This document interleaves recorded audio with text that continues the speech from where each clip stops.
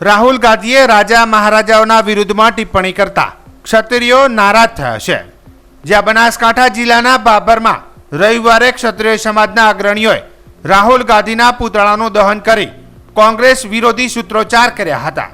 રાહુલ ગાંધી દ્વારા એક સભામાં રાજા મહારાજાઓ પર નિવેદન કર્યું હતું કે રાજા મહારાજાઓ દ્વારા ગરીબોની જમીન છીનવી લેવામાં આવી હતી, જેના કારણે ક્ષત્રિય રાજપૂત સમાજના લોકોમાં રોષ ફેલાઈ જવા પામ્યો હતો।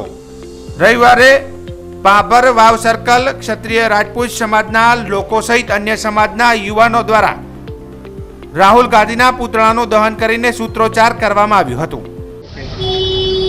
ગઈકાલે રાહુલ ગાંધીએ જાહેર સભામાં એવું કીધું કે રાજા રજવાડાઓ લોકોની જ્યારે ઈચ્છા થાય ત્યારે જમીનો પડાવી લેતા, લઈ લેતા। એમને કોંગ્રેસના શહેજાદાને અમે એવું કહેવા માંગીએ છીએ કે રાજા મહારાજાઓએ પોતાના જીવના બલિદાન આપ્યા છે, પોતાના રજવાડા આપ્યા છે, પોતાની જમીનો પણ છેલ્લે દાનમાં આપી દીધી છે। કોઈનું ક્યારેય પ્રજાનું કશું લીધું નથી। અમે રાહુલ ગાંધીના આ નિવેદનને સખત શબ્દોમાં વખોડીએ છીએ અને ભવિષ્યમાં રાહુલ ગાંધી જાહેરમાં માફી નહીં માગે તો આ આંદોલન ઉગ્ર બનશે। સમગ્ર રાજ્યમાં, દેશમાં પણ જલદ આંદોલન કરવામાં આવશે। રાહુલ ગાંધી